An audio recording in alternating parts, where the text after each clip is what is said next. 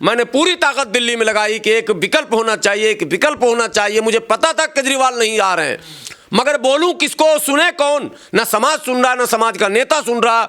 अपने आप को सब मैं हूं अम्बेडकरवादी, मैं हूं बहुजन समाज का नेता, मैं हूं दलितों का नेता, मैं हूं मुसलमानों का नेता। तो मरो, रो बैठ के अब सरपट को। और कभी नहीं होगा जब तक सरेंडर नहीं करेंगे, झुकना नहीं सीखेंगे, मिलना नहीं सीखेंगे, प्यार से अपने लोगों से बात करना नहीं सीखेंगे, क्वालिटी जब तक नहीं परखेंगे, जांचेंगे। वो तो अगर मैं मोटरसाइकिल से किसी क्या चला जाता तो वो तो मुझे नाप रहा मोटरसाइकिल से, वो तो नाप ही नहीं रहा मेरी ऊर्जा को नहीं, मेरी क्षमता को नहीं, मेरी योग्यता को नहीं, मेरे क्रियाकलापों को नहीं, मेरे आंदोलन को नहीं, किसी को मतलब नहीं। स्कॉर्पियो है या नहीं, ठीक है बेटा स्कॉर्पियो पे चलो, अब भाजपा चढ़ाएगी स्कॉर्पियो पे, हमें क्या टेंशन। हम तो कल भी आंदोलन कर रहे थे, हमारा तो एक पैर जेल में कल भी था, आज भी है, नो टेंशन। मैं तो लड़ूंगा। मैंने चापलूसी और चमचागिरी को टाटा बाय बाय कह दिया पहले ही। दुनिया चमचागिरी और चापलूसी करके स्कॉर्पियो पे चल रही है। मैंने संघर्ष के रास्ते को चुना है, मैं संघर्ष करूंगा समाज की आन बान शान बचाने के लिए। लेकिन ये लोग जो पार्टी बना बना कर घूम रहे हैं, चाहे वो मुस्लिमों की पार्टी हो या दलितों की पार्टी हो, ये अपने आप को कहते हैं हम समाज के सम्मान के लिए पार्टी बनाए, नहीं, समाज के नुकसान के लिए ये पार्टी बनाए हैं। इसलिए कि ये मिलते नहीं और वोटों को तकसीम करते हैं, वोटों को बांटते हैं, इतना बांटते हैं, टुकड़े टुकड़े गैंग के ये सदस्य हो जाते हैं और भाजपा का रास्ता हमेशा आसान हो जाता है। यही हर जगह हो रहा है, मिल्कीपुर में भी यही हुआ, यहाँ भी यही हुआ, हर जगह चुनाव में यही हो रहा है। आपने वो कुंदरकी देखा, आपने सब देखा, सारे एक्सपेरिमेंट हो चुके हैं। भाजपा को पता चल चुका है कि हमको ऐसे ही। मिल्कीपुर में तो बसपा लड़ी नहीं चुनाव, तो अब किसका आरोप? बसपा नहीं लड़ी, बाकी पार्टियां थी। हमारे समाज के लोग दाएं बाएं लगे थे, कुछ मुस्लिम लगे थे, कुछ दलित लगे थे, बंदर बांट हो रहा था, छोटी छोटी पार्टियां लड़ रही थी, सब जगह यही हो रहा। कुंदरकी में तो आपने देखा ना, कोई पार्टी नहीं बची जो चुनाव नहीं लड़ी, वहां सब लड़ गई। तो जब सब लड़ोगे तो परिणाम यही आएगा जो दिल्ली में आया। मुसलमान के एक बड़े मौलाना भी वायरल हो रहे हैं कि हमने भाजपा को वोट दिया, आपने सुना ही नहीं है। वो परिणाम से पहले बोले हैं भाई, उन पर आरोप मत लगाइए, नहीं उन पर यह आरोप नहीं लगाइए कि डर से बोले हैं, ये आरोप नहीं लगेगा। मित्र हैं हमारे, वो भी चुनाव से पहले उन्होंने कह दिया कि हमने जीवन में पहली बार भाजपा को वोट दिया। मतलब कुछ मुसलमान भी दे रहे हैं, दलित भी दे रहे हैं। अब इन लोगों को खुद तय करना है। ये कन्फ्यूज़न दूर तब होगा जब दलित पार्टियां, मुस्लिम पार्टियां, यानी बहुजन समाज की पार्टियां, SC ST OBC जो आप कहते हैं, ये पार्टियां जब तक गोलबंद नहीं होंगी और विश्वास का वातावरण नहीं बनाएंगी, तब तक ये कन्फ्यूज़न समाज का दूर नहीं होगा। इसलिए जो भी भाजपा को वोट दे रहा, चाहे दलित दे या मुस्लिम दे, मैं किसी की शिकायत अब नहीं करूंगा, क्योंकि लीडरों ने कन्फ्यूज़ हमें कर दिया है। जब लीडरों ने हमें कन्फ्यूज़ कर दिया तो अब कुछ भी हो परिणाम। बहन जी कोटे से बाहर नहीं निकली इस बार चुनाव में, बहन जी नहीं निकली तो बहन जी के जो सिपह सालार थे वो निकले थे, आनंद जी आए थे। हर पार्टी अपने जाट वो तो सिमट कर रह गई है सर दिल्ली में। नहीं, पार्टी ने इस बार तो मुझे लगा कि कोशिश कर रही थी बसपा के हम माने उठें, लेकिन जिस अंदाज की कोशिश थी उस पर मैं इतनी बात ज़रूर कहूँगा, अब वो कोशिश सफल नहीं हो सकती। अब आपको गठबंधन में आकर चुनाव से पहले एक पॉलिसी बनाकर के संभावनाएं आपकी कहाँ हैं, आपके सहयोगियों की कहाँ कहाँ हैं, किसकी कहाँ कहाँ पकड़ है, एक बड़े लेवल पर जब तक काम नहीं होगा अल्टा पल्टी नहीं हो सकता। आपका मुकाबला देखिए, पहले समझिए, मुकाबला केवल आपका भाजपा से नहीं है।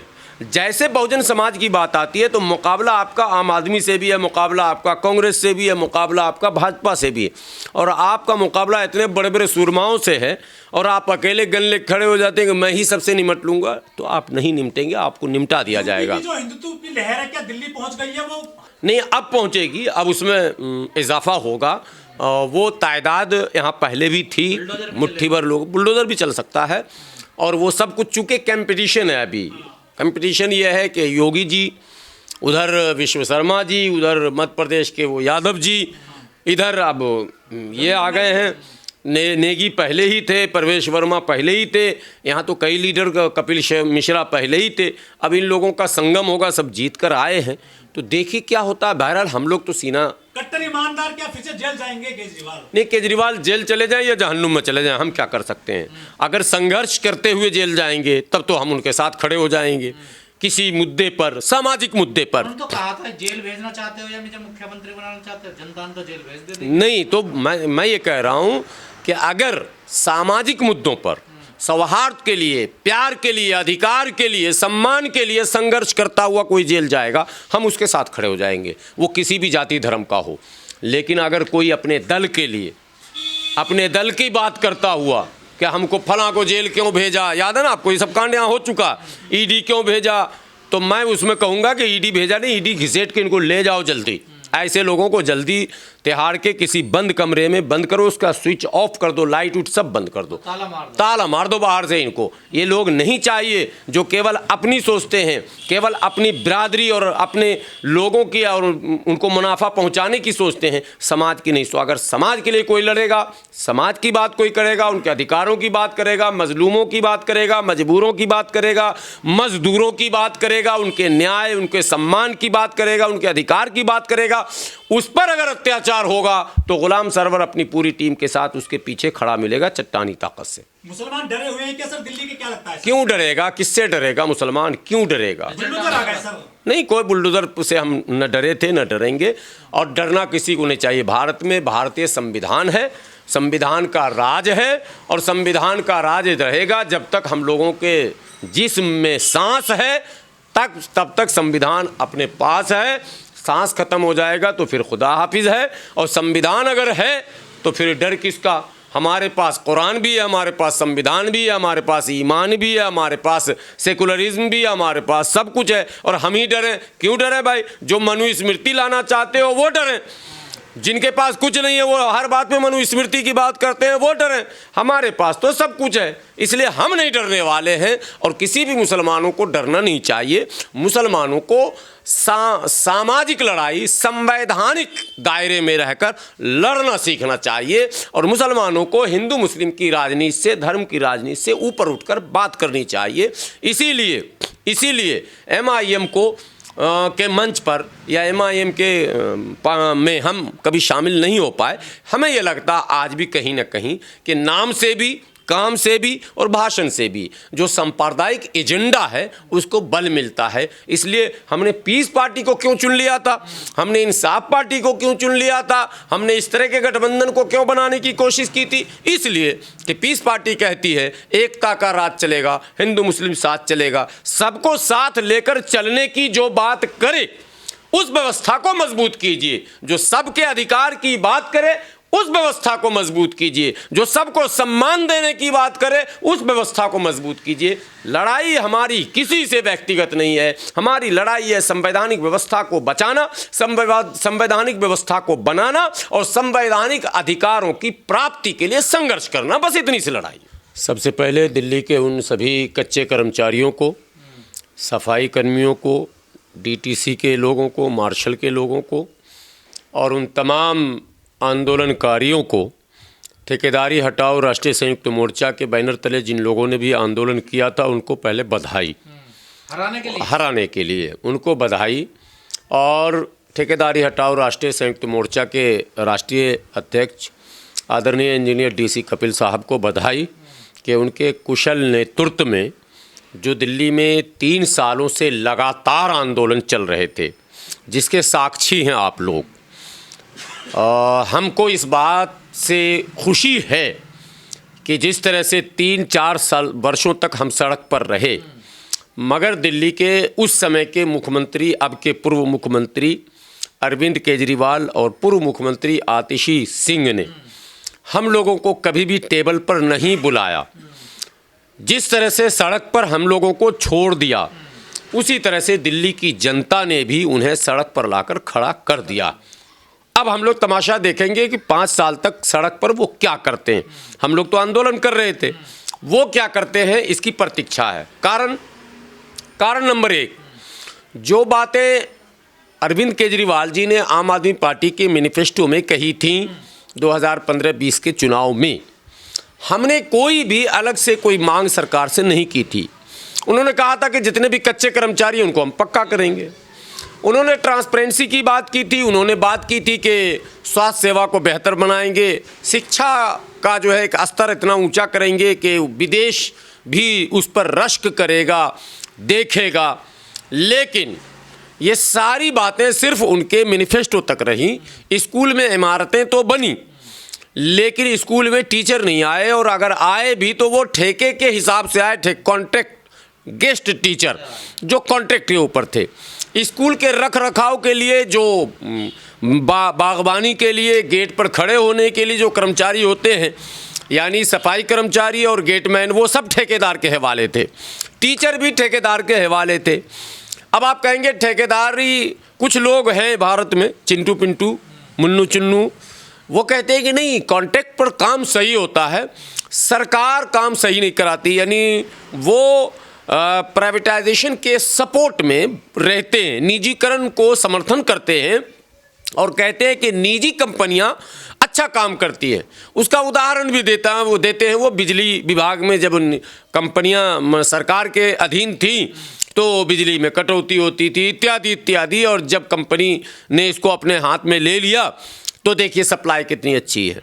उनका अपना एक तर्क है, हो सकता है उनके दिमाग में ये बातें हों, लेकिन जो लोग उस विभाग में काम कर रहे हैं उनकी कठिनाइयों को भी समझना ज़रूरी है।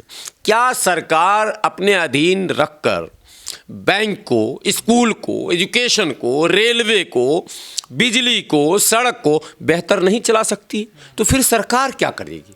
जब सरकार खुद ही ये मान ले कि हम नहीं चला सकते, निजी कंपनियां चलाएंगी, ये इनडायरेक्टली ईस्ट इंडिया कंपनी को आमंत्रित करने का या उनके हाथों में सौंपने का शब्द है ये। अगर ऐसी धारणा है तो मेरा मानना है कि सरकार सब कुछ बेहतर कर सकती है अगर वो ईमानदार हो तो। सो केजरीवाल सरकार ने ईमानदारी से काम नहीं किया। ये तो मजदूरों की बात हो गई, ये तो कर्मचारियों की बात हो गई, ये तो उन कर्मचारियों की जिनको लेकर 160 दिनों तक हम करकरडुब्बा गेट के सामने जो दिल्ली स्वास्थ्य निदेशालय का मुख्यालय है उसके गेट पर 160 दिन कंटिन्यू धरना दिया गया, ठेकेदारी हटाओ राष्ट्रीय संयुक्त मोर्चा के बैनर तले, जिसके आप लोग भी साक्षी हैं। गाहे बगाहे आप लोग आया करते थे। हम लोगों को पागल कुत्ते ने नहीं काटा, खुजली वाले कुत्ते ने नहीं काटा। हमारे साथ भी बाल बच्चे हैं, घर द्वार है, रिश्तेदारियां हैं, दोस्त यार हैं, शादी ब्याह है, मरना जीना है, स्वास्थ्य है, लेकिन उसके बावजूद इस आंदोलन को 160 दिनों तक रखा जिंदा। मतलब साफ था कि वो 585 जो स्वास्थ्य कर्मी थे वो पीड़ित थे, उनकी पीड़ा को देखकर हम लोगों ने अपना सब कुछ निछावर किया। खुदा गवाह है, ईश्वर साक्षी है कि कभी हम लोगों ने इसके एवज में ऑनलाइन ऑफलाइन कोई चंदा नहीं किया, इस आंदोलन को चलाया। अभी आपने देखा होगा सफाई कर्मचारियों को लेकर कोरोना काल में जो उनकी मौतें हुई थी, केजरीवाल ने यह कहा था कि 1-1 करोड़ रुपया हम सबको कंपनसेशन देंगे, वो कोरोना वॉरियर है। लेकिन वाल्मीकि समाज के उन 6 शहीद कोरोना वॉरियर को इन्होंने कंपनसेशन नहीं दिया, जिसका आंदोलन हम लोगों ने किया। जो 20-20 साल, 25-25 साल से सफाई कर्मी लगे हैं और उसी बीच में जो घटनाएं भी घटती हैं, उसी बीच में सीवर में डूबकर मरने वाले लोगों की जो तादाद 18-19 हुई, उन सब मुद्दों को लेकर हमने सरकार से बात करने की कोशिश की, जंतर मंतर पर धरना दिया, सब कुछ किया। सरकार ने कभी नहीं सुना। ऐसी सरकार जो सुने ही नहीं, उस सरकार को सत्ता में रहने का अधिकार नहीं था। सो दिल्ली वालों को हम फिर से बधाई देते हैं। अब आप कहेंगे या हमारे लोग कहेंगे, एक अंतिम इशू और बता दें, सेकुलरिज्म का ये मतलब नहीं है कि ट्रैफिक वन वे हो, ये कतई नहीं होता। सेकुलरिज्म का मतलब ये है कि समन्वय समाज के बीच होना चाहिए, सामंजस्य भी होना चाहिए और विश्वास भी होना चाहिए। सेकुलरिज्म के नाम पर अगर आप एक समाज को निशाना बनाते हैं और जो कम्युनल पार्टियां वो भी निशाना बनाती है, तो अंतर बताइए क्या रहा। एक तरफ भारतीय जनता पार्टी जो कम्युनल पार्टी है, वो अगर निशाना मुसलमानों को, बौद्धिस्टों को, ईसाइयों को अगर बनाती है, तो दिल्ली सरकार के मुखिया अरविंद केजरीवाल ने भी कोरोना काल में तबलीगी जमात को स्पेशली निशाना बनाया था। वक्फ बोर्ड के इमाम को 18 महीने तक तनख्वाह नहीं दिया गया था। आंदोलन के बाद, चुनाव की घोषणा के बाद, आदर्श आचार संहिता लागू होने के बाद इनको तनख्वाह दिया गया, जो कि आदर्श आचार संहिता का उल्लंघन भी है। किसी ने संज्ञान नहीं लिया, वरना मुकदमा इस पर भी दर्ज होना चाहिए था। इसी तरह से शराब जो एक बीमारी है, लानत है, उसको इस तरह से बढ़ा देना, एक पर एक फ्री कर देना, मंदिर के बराबर में, मस्जिद के बराबर में, गुरुद्वारा के बराबर में। आपको पता होगा आंदोलन हम लोगों ने किया 100 मीटर के अंदर ही, नपाई हमने की है। जिस जगह मनीष सिसोदिया चुनाव हारे हैं, उस आंदोलन में हमने वक्त दिया जंगपुरा में, वहाँ गुरुद्वारे के 90 मीटर के अंदर जो है ठेका खोल दिया गया था। बाज़ाब्ता जब आंदोलन हुआ तो कंपनी है वो कमेटी का गठन हुआ और वो नापने आए मीटर से और नपा तो 90 मीटर था, बंद किया गया। एक जगह मस्जिद के साथ भी ऐसा हुआ, कई जगह मंदिर मस्जिद और गुरुद्वारा और चर्च के आसपास इन्होंने शराब के ठेके खोले। आप पढ़ाना चाहते थे या पिलाना चाहते थे, सवाल है या नहीं? आप दिल्ली को पढ़ा हुआ दिल्ली या नशे में डूबा हुआ दिल्ली, कौन सा दिल्ली आप चाहते थे? तो इस सरकार का मैं नहीं समझता हूं कि दिल्ली में रहने का कोई औचित्य था। 2100 दे दूंगा जी, बस फ्री कर दूंगा जी, सब फ्री कर दूंगा, तो सरकार ही फ्री कर दो ना। दिल्ली की जनता ने मैंने आम आदमी पार्टी को ही फ्री कर दिया, जाओ घूमो सड़क पर। आप बिहार से सबक लेंगे केजरीवाल? सबक लेने उनका दी एंड हो गया, उनकी कहानी अब खत्म हो गई है, आम आदमी पार्टी की कहानी खत्म। अब आज के बाद कोई जानेगा सुनेगा, इतिहास के पन्नों में दर्ज किया जाएगा कि आम आदमी पार्टी एक था राजा एक थी रानी, खत्म हो गई उसकी अब कहानी। एक था राजा अरविंद केजरीवाल, एक थी रानी आतिशी सिंह, तो ये कहानी चलेगी, एक था राजा एक थी रानी, खत्म हो गई उसकी कहानी। लेकिन अब एक मसला हमारे समाज का भी है। हमारे समाज में भी चंद सोच के लोग हैं। एक हैं जो कहते हैं कि कॉमनल का जवाब कॉमनल से होना चाहिए। आपने चुनाव में देखा ओवैसी साहब की तेवर को देखा, उनके चुनाव प्रचार को देखा, अभियान को देखा। लड़ी 2 ही सीट पर लड़ रहे थे, ये मैं नहीं कह रहा हूँ 370 पर लड़ रहे थे। अब मेरा एक सवाल है मुस्लिम क़यादत की उन पार्टियों से जो मंचों से चुनाव में अल्लाह रसूल इस्लाम कुरान की बात करते हैं और सियासत को इस्लाम का हिस्सा मानते हैं। बेशक इस्लाम में सियासत को तवज्जो दी गई है, सियासत के बगैर कुछ भी नहीं हो सकता, लेकिन भारतीय राजनीति में और भारतीय लोकतंत्र में इंडियन डेमोक्रेसी में क्या कम्युनल माने पावर को काउंटर करने के लिए फिर कम्युनल ही पावर लगाया जाएगा या सेकुलर पावर लगाया जाएगा, ये एक सवाल बना हुआ है आज भी।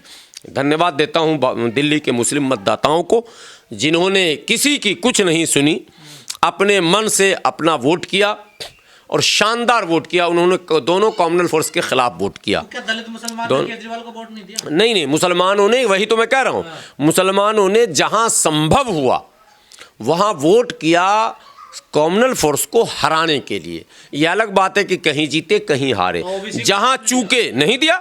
अगर ओवैसी को वोट देते तो अमानतुल्लाह कैसे जीतते? ओवैसी को अगर मुसलमान वोट देते तो मुस्तफाबाद में भाजपा कैसे जीतती? भाई वहाँ वोट देख लें आप, आम आदमी पार्टी और ओवैसी साहब की पार्टी ताहिर हुसैन के वोट को मिला दें तो भाजपा हार रही है ना। लेकिन आदिल और आम आदमी को 68,000 वोट मायने रखता है कि नहीं रखता है? मतलब मुसलमानों ने लगभग तमाम सीटों पर बहुत बेहतर फैसला लिया, लेकिन एक सीट मुस्तफाबाद में चूक हो गई मुसलमानों से। इन्हें कोई कड़ा फैसला लेना चाहिए था जो नहीं ले सके, जिसका खमियाजा भुगत रहे। लेकिन अब एक बात ये कही जा रही है कि आप लोगों के हो हा से भाजपा आ गई, अब क्या होगा? कुछ नहीं होगा, कुछ होता नहीं है, करवाया जाता है। लेकिन सर जो महागठबंधन जो बनाया गया था क्या उसका दी एंड हो गया? मुझे तो लगता है सब बिखर गए हैं और अब नहीं लगता है कि अभी ये एक मंच पर आएंगे। सबका अपना अपना एजेंडा है और सब एक दूसरे को बी टीम कहते हैं। सच्चाई है कि सभी बी टीम की भूमिका में इस वक्त है, सभी बी टीम की भूमिका बचा रहे थे महागठबंधन के ये नेता सारे। तो अब बचाएं, दिल्ली में क्या होगा अभी जो खदशात हैं, जो कल्पना लोग कर रहे हैं कि ऐसा भी हो सकता वैसा भी हो सकता है। तो अब देखिए, अभी तो सरकार बनी नहीं है, सरकार बनती है तो हम लोग भी देखते हैं। बहरहाल हम लोग तो आंदोलनकारी आंदोलन करेंगे, कहीं पीछे नहीं हटेंगे। बसपा को किस तरह देखते हैं सर, जो 0 हो गई है और कम हुए हैं वोट बैंक? नहीं, इसमें देखिए, जब तक बसपा हो, MIM हो या कोई भी पार्टी हो या कांग्रेस हो, देखिए दौर है ये गठबंधन का। और गठबंधन ही नहीं, ईमानदारी से चुनाव से पहले, महीनों पहले सरेंडर करके गठबंधन करना पड़ेगा। जब तक कोई पार्टी सरेंडर करके गठबंधन नहीं करती, नए नेता जो जाटव समाज के बन रहे हैं चंद्रशेखर, मैं इनको भी कह देना चाहता हूँ, नाक रगड़ लेंगे। अगला चुनाव ये 2029 का, ये 10,000 भी वोट न लाने वाले हैं नगीना से, चुनाव जमानत इनकी जब्त होने वाली है। ये भी उसी रास्ते पर जा रहे हैं। गठबंधन नहीं करूँगा मैं, 15 दिन मेरा बर्बाद हुआ उससे गठबंधन के लिए। मैं चाह रहा था कि कुछ तो हो, मगर नहीं होने दिया किसी ने। मैंने पूरी ताकत लगा दी। मैं अगर उतनी ताकत अपने चुनाव पर लगाता तो मैं बहुत कुछ कर जाता,